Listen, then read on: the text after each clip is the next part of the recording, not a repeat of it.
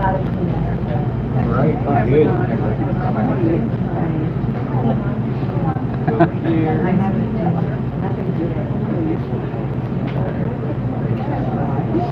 All right.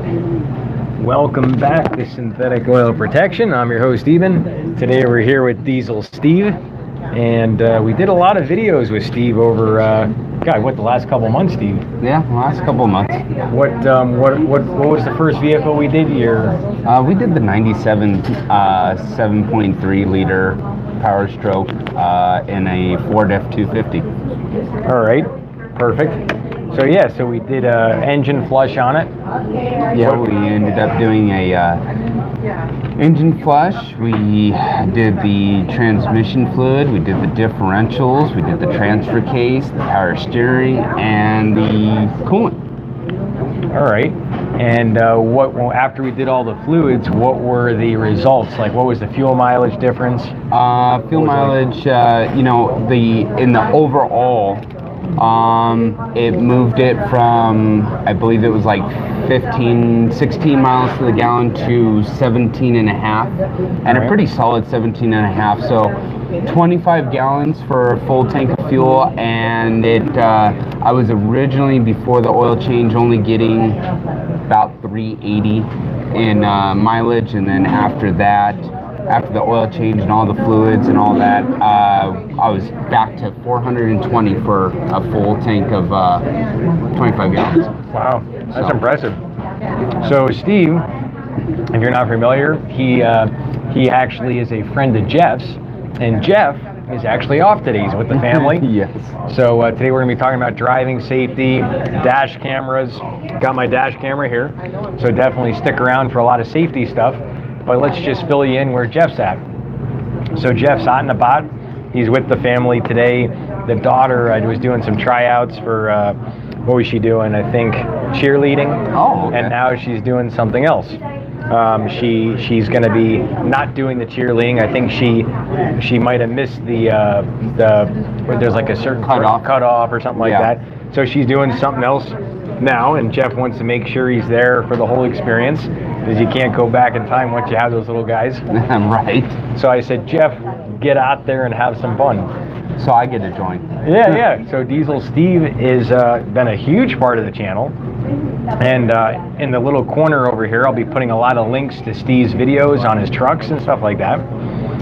But today we're going to be talking about like safety, dash cameras, stuff like that. But first, let's ask Steve some questions about his day. He's a master tech on diesels. What is your specs on diesels? I don't consider myself a master tech. All right. But I went to after high school. I wanted to get into the working on diesel engines. Diesel engines was something that always captured my mind, and so I started off at McAllen International here in Vegas, worked on international trucks, and then I went to road service and spent about 14 years on a service truck out on the field, and made it back into a shop working on buses and limos, and then made it to another shop rebuilding diesel motors for Detroit. Did rebuilds on fire trucks and buses and over-the-road trucks. And now I'm at a place called Keenan Advantage Group, which is all across the U.S. It's in Canada and Mexico, and we're a fuel delivery group. So, and right now I look over roughly it's 30 trailers, and it's another 28 to about 30 trucks. Wow. So that's serious. Oh yeah.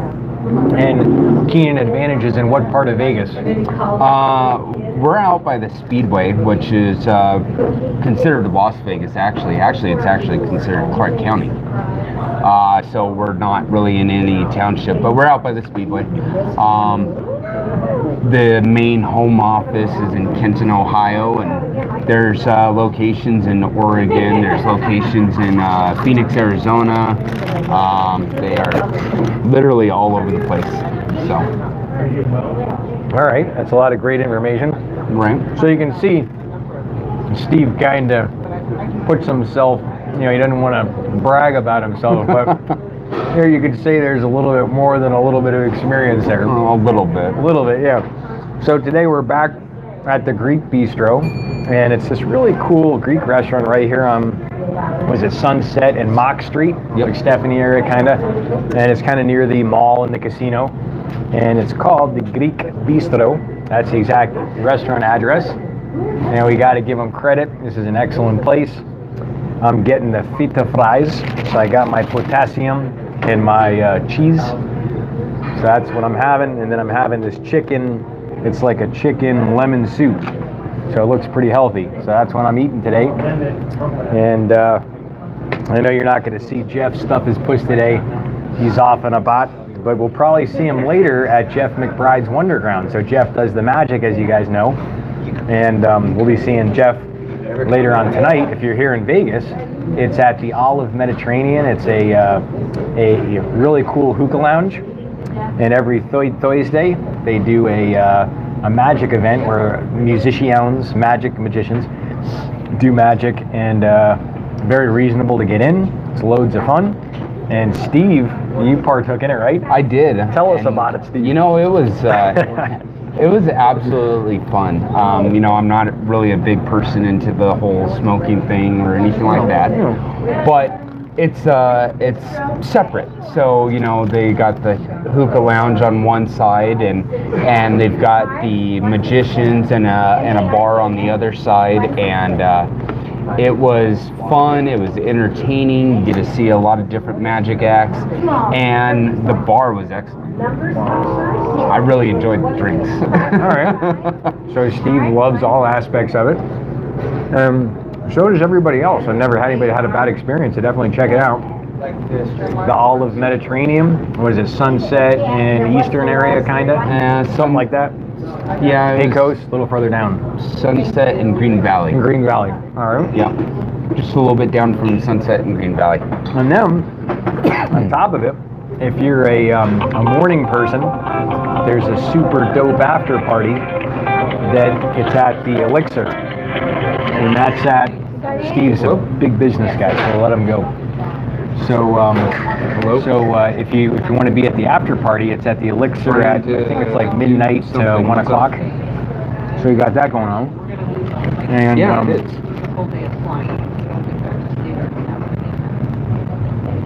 So if you have any questions about any of the AMSOIL products, go ahead and start putting some comments. In about 5-10 minutes, Steve and I will start answering all your questions. Now to fill you in, if you don't know that Diesel Steve here actually became an AMSOIL dealer. All right. So he was so greatly touched by the products, it penetrated his entire knowledge of diesel. He was so touched, this profound discovery. Steve said, you know what? I'm going to be a part of the team with Jeff and I. So now if you ever want to try the products, or you ever want to ask Steve a question, in the comment section below, I didn't put it in yet, but after I'm done with the live video, I'm going to put in all Steve's info. You can call him up, ask him any questions you want, and you can get experience from someone, 15, 20 years with diesels, right? Yeah, so 14 years, 15 years with diesels. I think I'm up to 15 years now. And yeah, I mean, if anybody does have a question, they can always text me, they can email me. Not quite sure I would answer a phone call. You could leave a message. But within reason, Show them the hands, Steve. Show them your hands. They're clean today. I've been doing a lot of paperwork. So Steve here, out of any mechanic I've ever seen, he's one of the dirtiest, and he gets these lines, these soot marks all over his face. And the first time I met Steve, I couldn't believe it. I thought it was a bloopers. And he itches his face when he's working on the trucks. Right. And he doesn't wear rubbers at all. He's totally, you would call that old school, right? Yeah, well, I like to be able to feel things and pick things up. So to put rubber gloves on, it's it takes away from that, and it does. When if it's a messy job, it definitely does help. But if it's in the just general aspect, you just once your hands are dirty, they're dirty. You just keep going. So there you go. So this is as clean as you'll Steve ever. This is as clean as he gets. So Steve, share with us. I'm going to go take a look at some questions on the camera.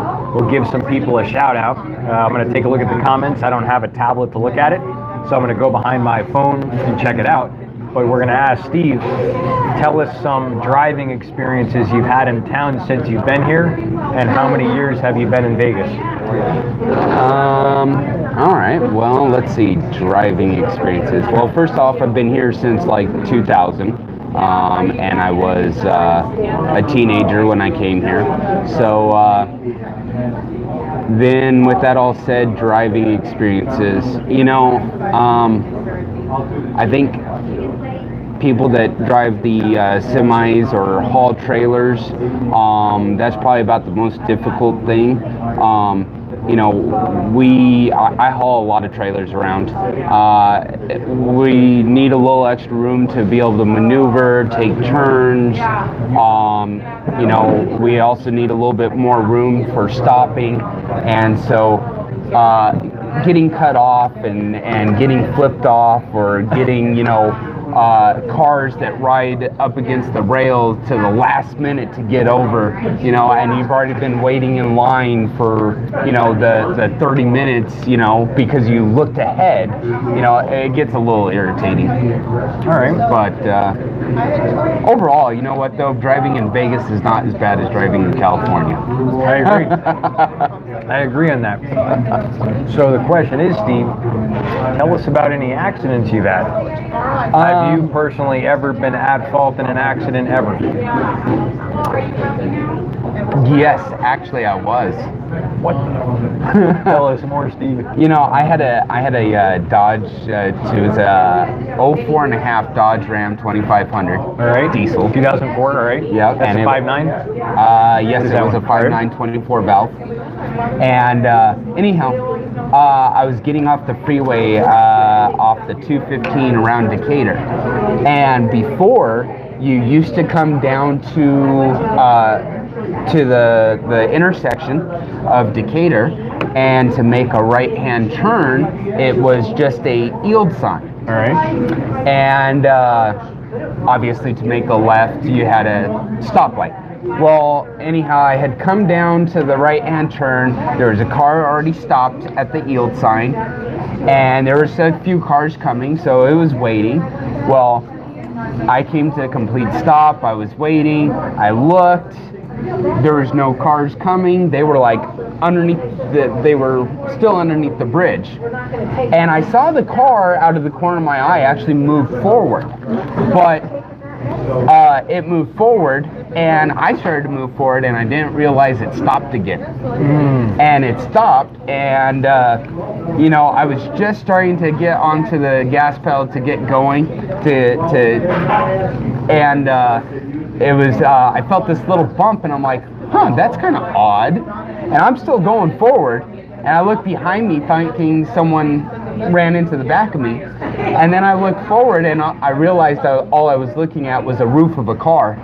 I was pushing the car into the intersection. And so then, we pull over into the dirt, and of course it was my fault because I didn't, something about fail to stop, or fail to move forward safely, something like that.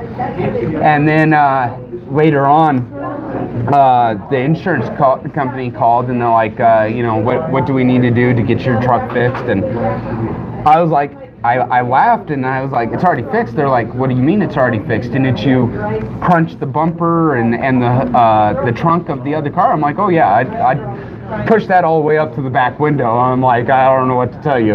They're like, okay, well, what's wrong with your truck? And I was like, oh, I had a paint mark. I wiped it off. And they're like, that's it? I was like, and I dented my license plate. That's all fixed. They're like, oh, okay, we're good. So, but yes, it was my fault. So now you didn't rear end them, you just bumped them. You just bumped them. Yeah. How quick were you going, would you say? We were under 5-10 miles an hour, but the thing was, though, is I was pushing and the person was still trying to be stopped. So I was pushing their trunk to their back window. And was this possibly, was the car was lower than you in front? Or? Oh, yeah. It was like a little, Honda Civic or... Really low. Yeah, it was a small little sedan. And, I was in a Dodge 2500, so... So were you distracted by anything possibly in front of you? What do you think made you be enough to not see it? To me, it was kind of the way that the truck was turned, and the simple fact is I was paying attention to the oncoming car, or vehicles coming underneath the overpass. And like I said, I saw them start to go, and they kind of left that field of vision, and I didn't realize, that they already stopped again. Because they stopped again because they felt they didn't have enough room to get out there and go. But I felt like they did, and well, I pushed them out there. So no one got hurt? Yeah, no one got hurt. The lady was pretty pissed, but it was what it was. Yeah, and that's kind of like what happened with my accident is, believe it or not, and I'll put a little link to my video up in the corner of my Corvette getting totaled, which was funny. It was funny as hell. And I call it my wife because I got married, and I actually took her back from Michigan. Oh, wow. And I actually drove her back, went to Nashville, had a little honeymoon, went to Nashville, went to Elvis's Graceland, went to the Corvette Museum, drove her back, and I think 2,200 miles later or something, I had my little angel back here in town, and I nicknamed her Blue Angel. It's my all-time favorite car, 24-hour Le Mans edition, 6-speed manual Corvette, and I lost her about 5.5 months ago. And basically, it was a newer driver. He wasn't on drugs. He wasn't high. Nothing. And basically, he just started the turn, and then he just went all the way over. And no one got hurt. But he actually spun out. I didn't spin out at all. He actually spun out, and he almost hit the car next to me.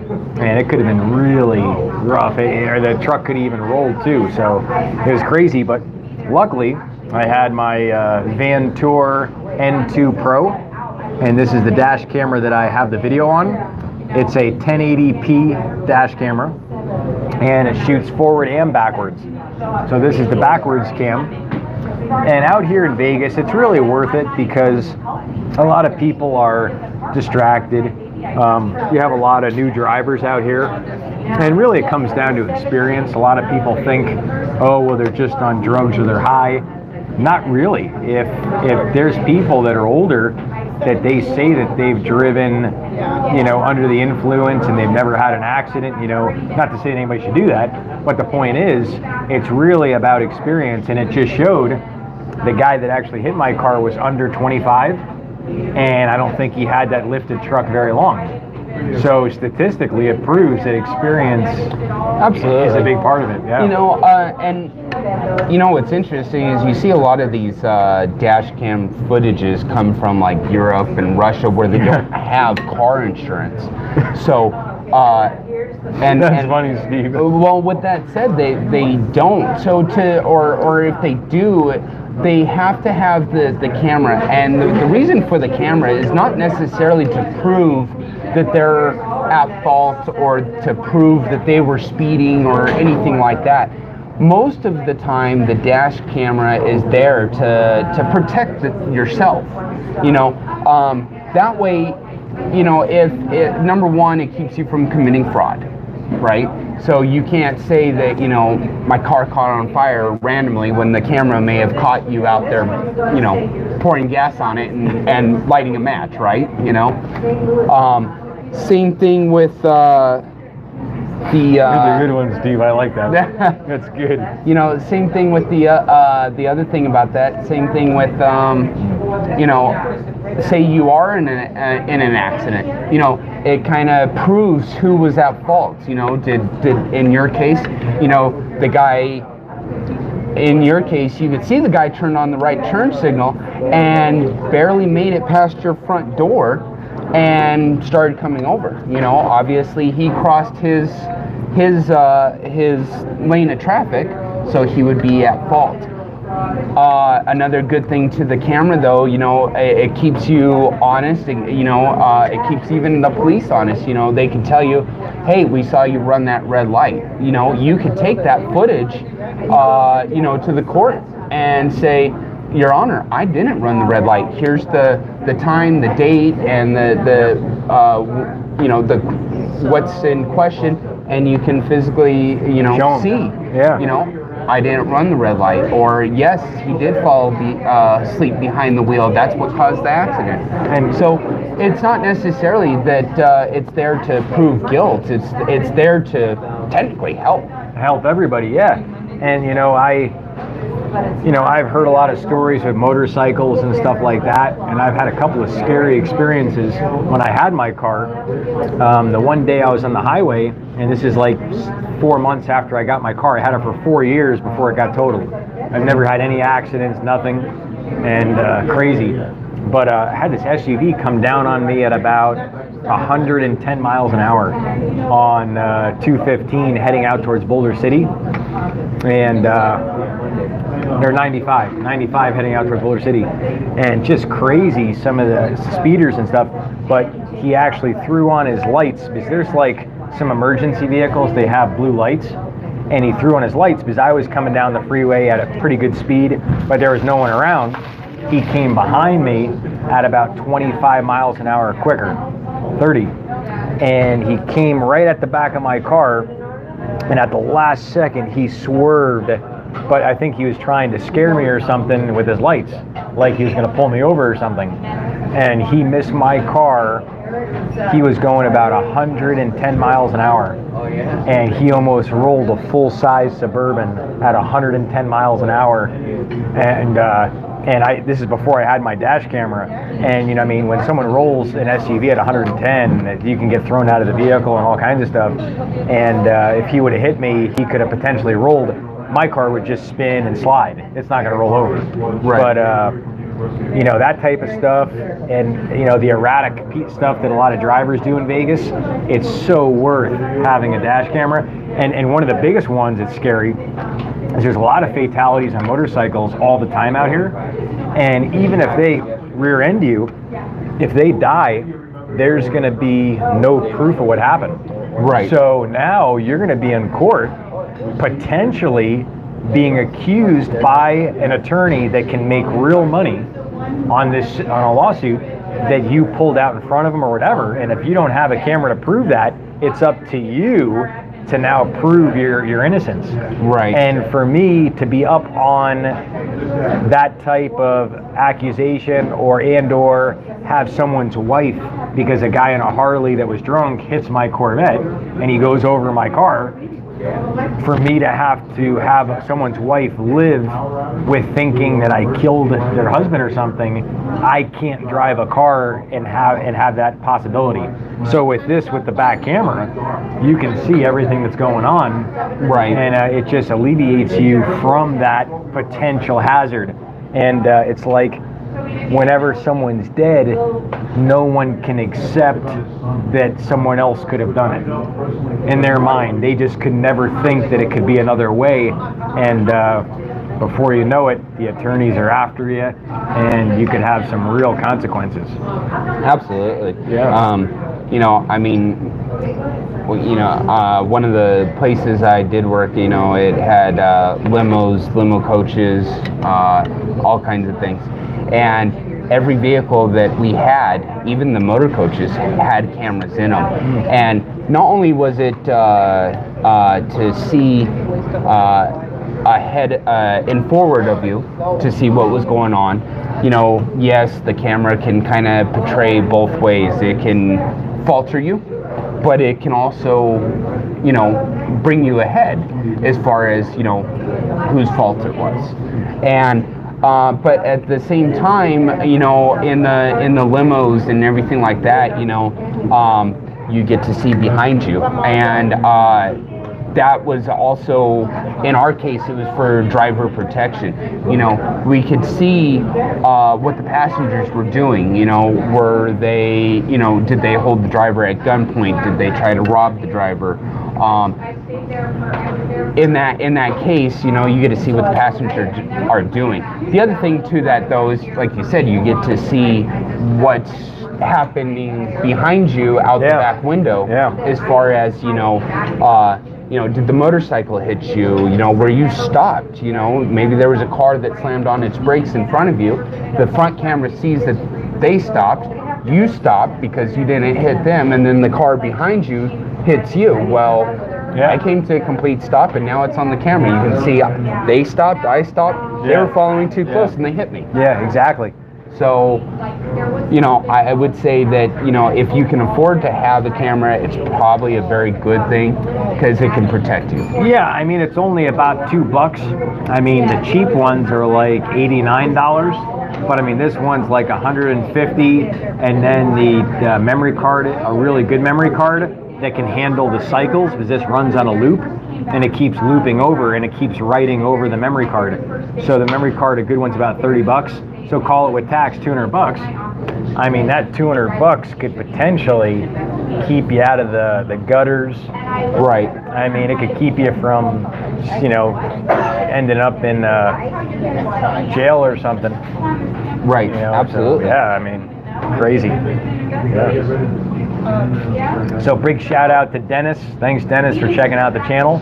Got some other people. I'm going to come around and take a look what's going on. We'll answer some questions. So Steve, let's see. Let's take a look at some questions. Let's take a look at questions. Questions. We got Jason K. Even said answer questions a little later. Thanks, Jason, for coming in. Tony Warren. They're just talking to themselves, LOL. Hey, Tony, how's it going? Just use a top-tier gas, save your money. I like it. Always use top-tier gas. You get better gas mileage, definitely. Dennis, wow, you made some real good points about having a camera. Thanks, Dennis. Robert Weber, how does PI compare to Chevron Techron? Great question. Robert will answer that. Bud, the suit looks good. Big gun. Good man. Thanks for coming on the channel. What's up? Mitch Johnson, pro race driver, regular Tony Warren. Robert, why is coolant boost required if I use Blue Superior Long Life coolant and change it at 60,000 miles instead of 100,000 miles? What does the data show the difference to justify the added cost? That's a good question, Robert. Dennis, LOL, are you broadcasting live? Shaboo boo. And boom, boom, boom. Beautiful. Some good questions. All right, so we'll start with the PI cleaner. So the difference between the PI cleaner and the Chevron, I don't know all the exact differences, but I do know the PI cleaner is a industry leader, and there's a lot of tests you can find on different additives. What the big deal about this is, it's proprietary, so it's not like what you're going to get at the dollar store. Like you can get a fuel additive at the dollar store, right? And you might even be able to get the Techron one at the dollar store. But this is it's a different level, and they actually use proprietary detergents in this, and you get up to 5.7% better gas mileage, just one treatment. Put it in every 4,000 miles is when you put it in, and treats up to 20 gallons of gasoline. You can use this in any gas engine, but you're not going to need as much. If you put in a lawnmower, you might put in, you know, a couple ounces, something like that. But it's great because it cleans a lot of the carbon deposits out of your combustion chamber. So if you have pinging or knocking, it'll get those carbon out. It'll clean your cylinder heads. Also cleans your fuel injectors. Helps get ethanol buildup, varnish, stuff like that out. So it's just a great additive. Now, if I'm correct, you can't use this one in 2 strokes, right? Yes, I don't think it's for 2 strokes. With 2 strokes, you're going to run a 2-stroke mix, and that's going to keep you clean, and that's called Sabre. And the Sabre 2-stroke oil, believe it or not, it's 100% synthetic film strength, and that's actually ran at 100 to 1. Okay. So, like, speaking of film strength, Steve, grab that diesel additive. And that was another thing I was going to say too, Yeah. is that don't put this in the diesel engines either. Exactly. Yeah, this is just gasoline, and then 4-stroke gasoline. We'll put it that way. Yeah. 4-stroke gasoline. Good point, Steve. Thanks for adding that. And then as far as film strength, to kind of give you an idea of the lubrosity that's in this diesel additive, it's so good that their lubricity is when they actually run a 2-stroke weed whacker or like a string trimmer, leaf blower, they run it at 100 to 1 with the Sabre, it's called Sabre Professional 2-stroke mix. So like Echo string trimmers run at 50 to 1, and that's with their Echo oil. And then AMSOIL 100 to 1. When you run AMSOIL at 100 to 1, there's about a third of the wear on the pistons and cams, and there's actually a study on the AMSOIL website. You'll see my links below. You can click on one of the AMSOIL links. You'll see a study that shows the exhaust ports and how much buildup of carbon buildup and all that stuff. And even running at 100 to 1, you're more protected, better, less wear, runs more powerful. And the string trimmers just last way longer. So that kind of paints the picture of the quality of the lubricant. Right, and I mean, even with the diesel fuel additive, I mean, it helps it burn cleaner. You get less smoke because it's burning better. Yep. Therefore, it's better on your EGR valve. Better, for the intake of because it's redirecting the exhaust gas back through the intake. So absolutely, I fully agree with using this to get a better burn. Yeah, and the cool thing about this actual particular fuel additive, it does 3 things. It does the lubrosity that we already mentioned. That's going to do cylinder liner scuffing. It's going to help with that. It's going to lubricate your fuel system, your fuel pump. Cleaner, it's going to actually clean the carbon deposits like this out of the combustion chamber. And then the third thing is the cetane boost, and that gets you up to 8% better gas mileage. And we're actually going to monitor that. We're monitoring that on his truck. Also, we're doing that on Matt McDermott. Yep. We did his Dodge Ram. And then we also have a Peterbilt 18-wheeler. And I did my first 18-wheeler. Steve works on them all the time. Yeah. But I finally did my first oil change on an 18-wheeler. I'll put that video up in the corner. And we're actually running this in it, and we're going to be back to show the gas mileage difference on this Peter. And this is one slippery lube Peter now. It's got AMSOIL in it. You know what was? I got a chance to watch that video, and I remember telling you about that little lock on that oil thing. Oh yeah. On the oil filter cap. Yeah. And the driver pointed that out to you and how to get it up and all that. So that was pretty interesting. It was a lot of fun. One of the things that I wanted to tell you. So after we did the oil change with the AMSOIL and an AMSOIL oil filter, and we did the AMSOIL coolant with the coolant booster in the 2004 6.0 that I just recently got. Actually, the family got. My wife will definitely tell you it's our truck. She even wants the license plate that says ours. So anyhow, with that all said,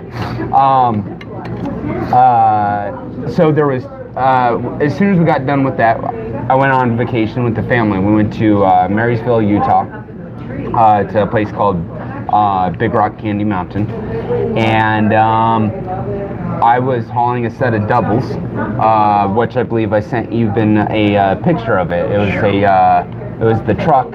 We have a 29-foot camper trailer, and then it was a little 12-foot flatbed with a 4-wheeler and a dirt bike on it for the kids. And we went to Marysville, Utah. Well, in this vacation trip, there was 2 other 6.0s that went with us. One was an F250 2-wheel drive. All right. Automatic. All right. And he was pulling a 5th wheel with a flatbed behind him as well. All right. And his 5th wheel's, I think it's about a 36-foot 5th wheel. That's huge. So His flatbed, I think, is about a 8-foot flatbed. All right. And he got, I don't know what oil he was using. I think just standard oil. Probably like OEM, Motorcraft, or like a Mobile One. They're very close. Right. The other synthetic blends are extremely close. And he got 8 miles to the gallon. All right, 8 miles a gallon. There was another 6.0 that went, which was another 2004, but it was an F350 4-wheel drive stick shift. That's a lot heavier with the heavier suspension. Yes. All right. And he was also hauling a 36-foot fifth wheel, but just a fifth wheel. All right. And both fifth wheels had toys in them because they're toy haulers.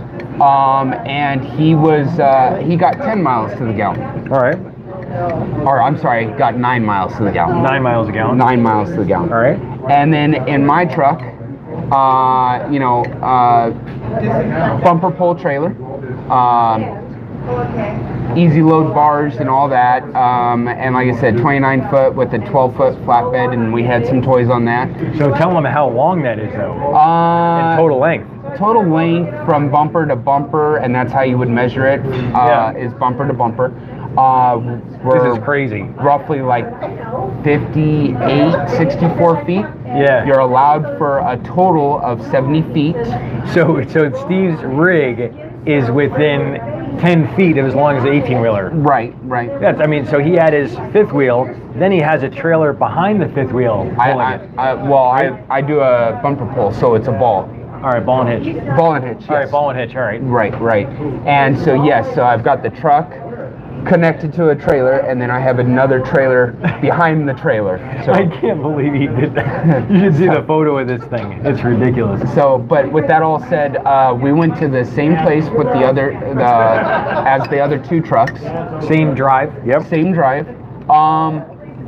They went 15 to the 70, just so they didn't have to pull a hill. And I went the 15 to a road called the 20. It's exactly 20 miles long from the 15 to the 80. All right. And with that all said, I got 11 miles to the gallon. And it was crazy. It was 11 miles to the gallon going there, and coming back was 11 miles to the gallon. That's crazy. So I was really excited that we got better fuel mileage. Number one. That it was still a 6.0, and we were using AMSOIL. Now they're going to have a question. Number one, what all AMSOIL did you have, and is there any other modifications to your truck? So the AMSOIL that I was using, I believe, was the Signature Series. The Signature Series, 15W40. We did an engine flush on Steve's truck. We did this right here, and this cleans out the oil cooler ports, loosens sticky valves, gets carbon deposits out. It cleans out oil coking out of the turbo. So we did a flush on his truck, and we actually used 2 bottles because it's like 15 quarts or something. Yes. It's huge. 16 quarts. 16 quarts, yeah. Yeah, it was 16 quarts, so we did use 2 bottles. We used 2 bottles of flush. And this? Yeah, we put the booster in there. Yep. And then we also did the coolant. Yep, the coolant booster. We did the 50-50 coolant mixture with the coolant booster. Yep. And as far as upgrades, the only thing that I have done to the truck so far, I would love to do more, but it all costs money. But when I bought the truck, it had a deleted muffler. That's good. But it does have the cat on there. And it gives it a little bit of a throatier sound. All right. It does open the flow up a little bit more because it's one less thing it has to flow through. All right. And then the only other thing that there's 2 other things I've added. I've added a coolant filter, which I don't think you need to run when you're using the AMSOIL coolant. The coolant filter was originally designed when running the, I think it was a Rotella 50/50 mixture. All right. And the reason they put a coolant filter on there was because they found that the electrolytes inside the coolant will kind of cause like a Coagulation? no, it like causes a hard ball, like a sediment ball. Holy yeah. shit. And so the running a coolant filter in there helps that from not happening. The other thing That's terrible. with those balls that happen in that coolant is it's a silicate ball. Sorry, it's a silicate ball. That's weird. And what happens is that those silicon balls can clog up your EGR cooler. They can also clog up your oil cooler. And they can actually start to wear material away from the front cover, because the front cover on the 6.0 is what actually houses the water filter, or I'm sorry, the water pump. Wow. So anyhow, with that all said, I did add a coolant filter. That was prior to doing the AMSOIL coolant. After doing the AMSOIL coolant, I just left the filter there. All right. It's there. It's our easy tie-in. Yeah, you know, no just big leave deal. it. It's not going to hurt anything. So I had a question earlier I saw in the comments. They asked, what's the difference from using like a regular blue lagoon coolant or something? So there's a couple of different coolants AMSOIL has. We use the heavy duty coolant on Steve's truck, but the one that I personally have a personal experience with in my Corvette, it's called AMSOIL low toxicity biodegradable coolant, and that's a concentrate, and you actually mix it 50-50 with distilled water. Now, we use that one on the 7.3. All right. We use the 50-50 On your on new one. the 6.0. All right, on the 6.0. So I personally like the concentrate because then you can mix it to exactly what you want.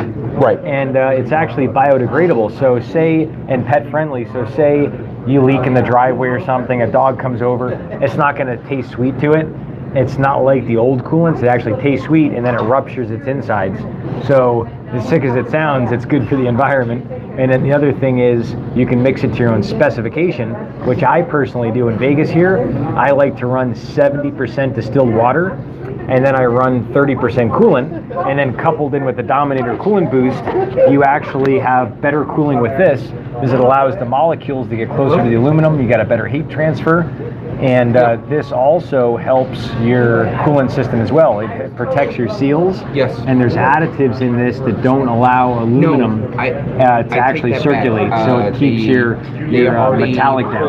828 out from And 9421. the other thing and is, they put 826 under 9421. the other thing is the coolant. So the other coolant I mentioned, that's the white bottle if you go on the AMSOIL website, that one also has proprietary additives that don't allow pitting of the aluminum, because over the years this metallic starts to circulate, and as it goes over all the different crevices and around your cylinders, it can actually pit the aluminum jackets and stuff like that inside your engine.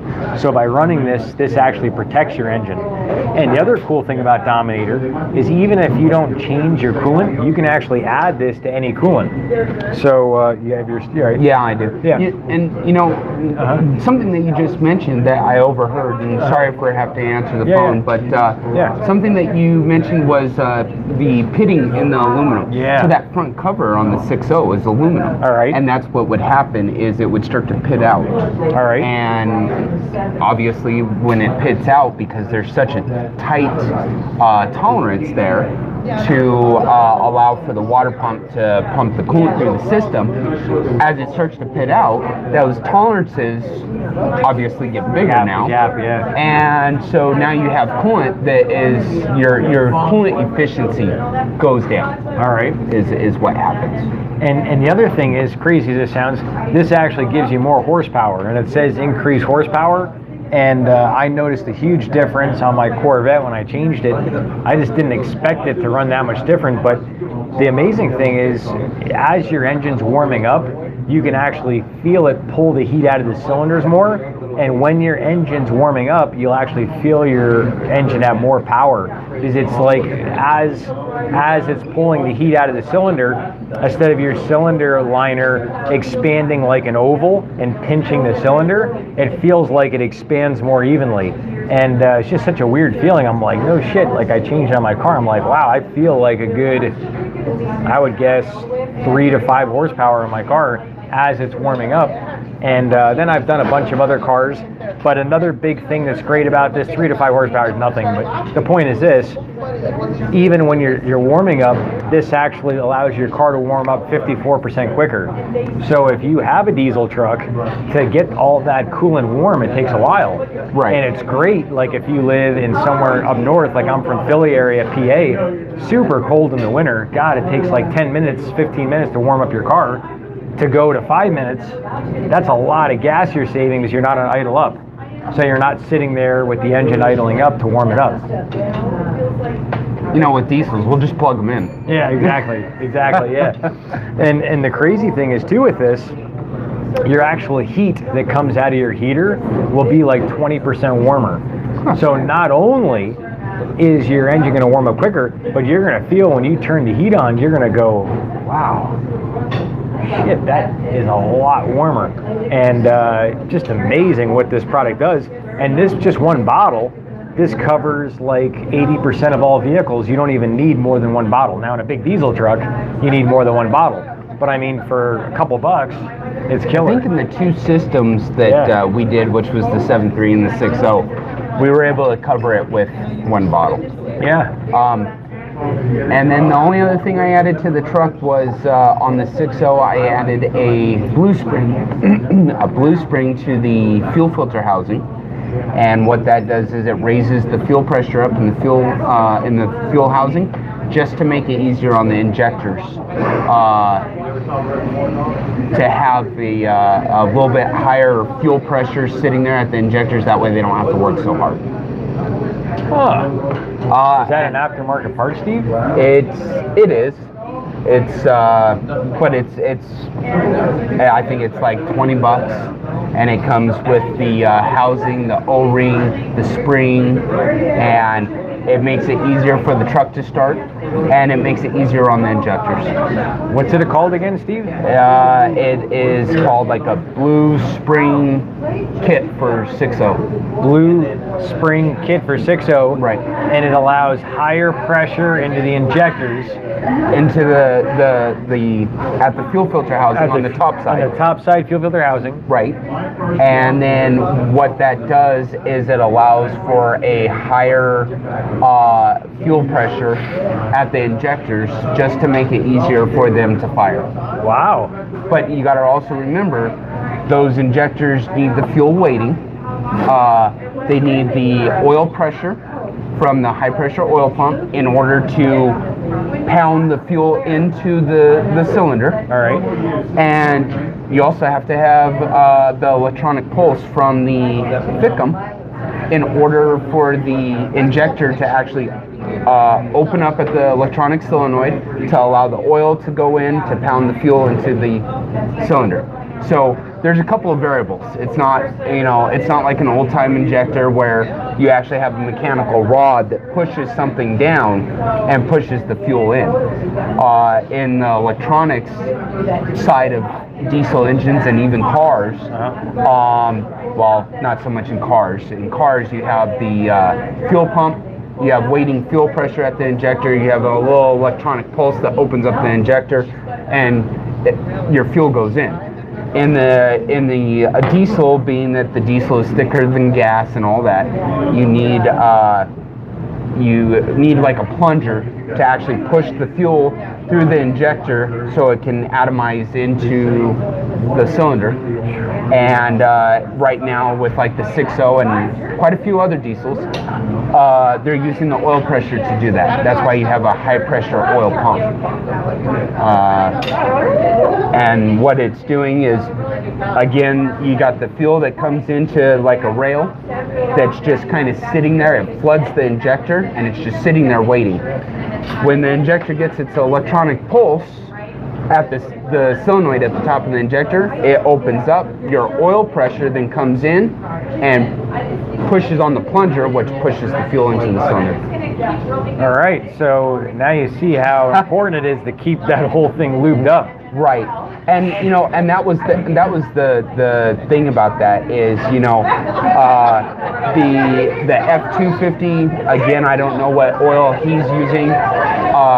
The F350 is using the Ford Motorcraft 15W40, and I was using the AMSOIL 15W40, and ever since.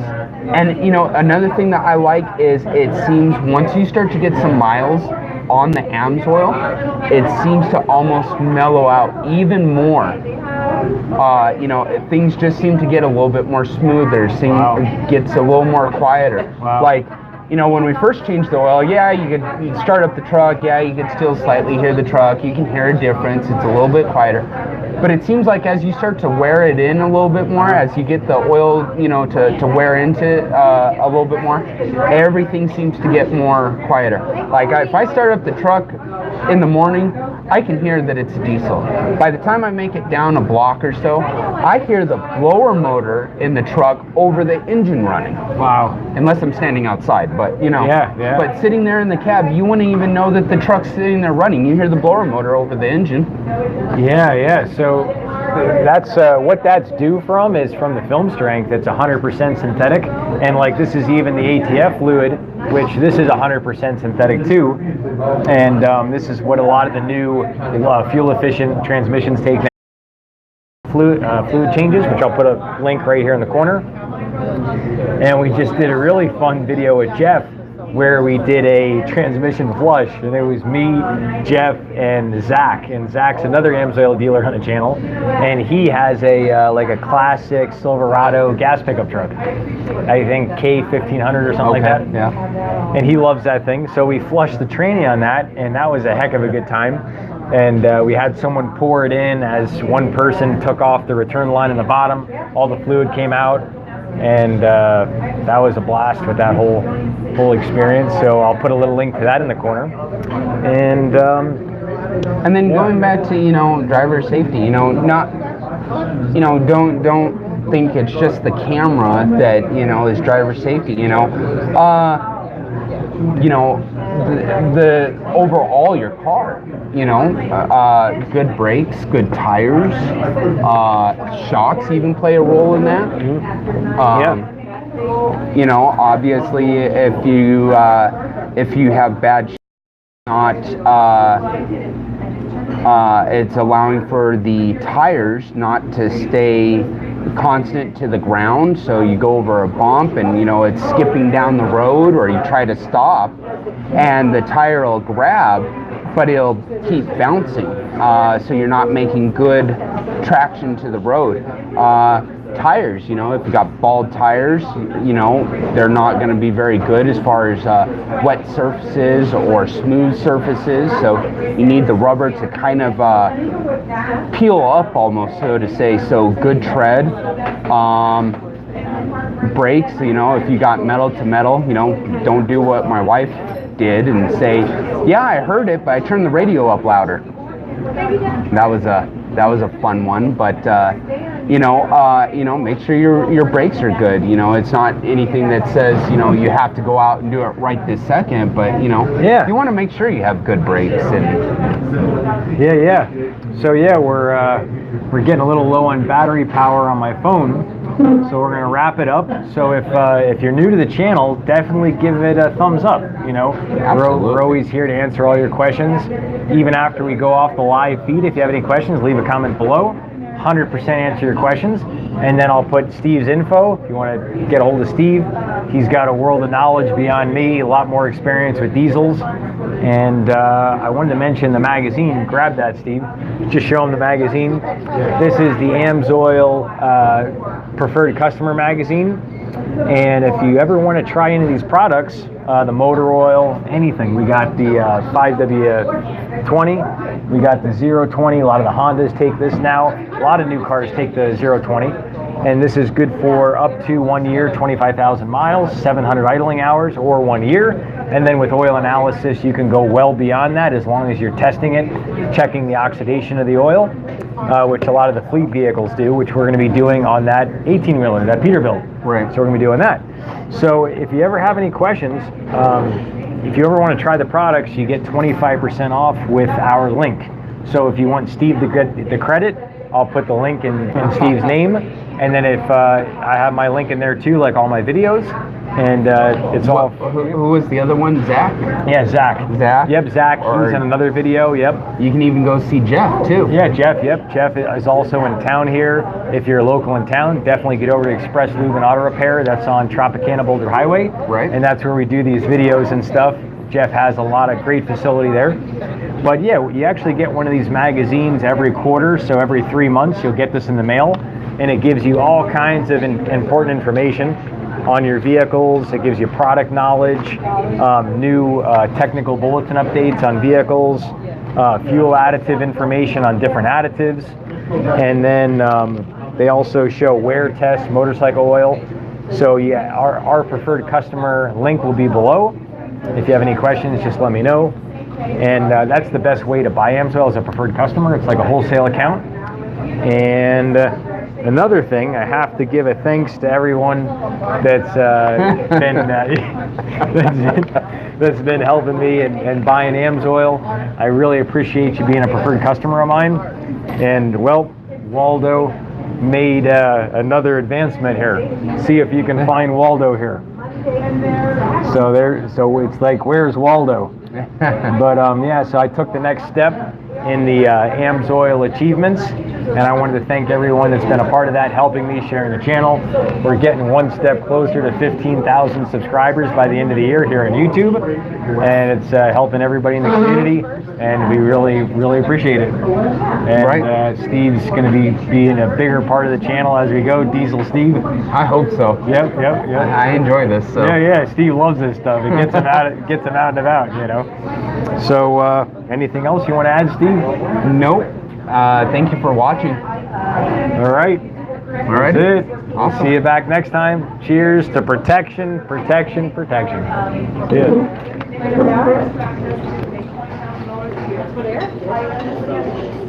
You have to spend $2,000.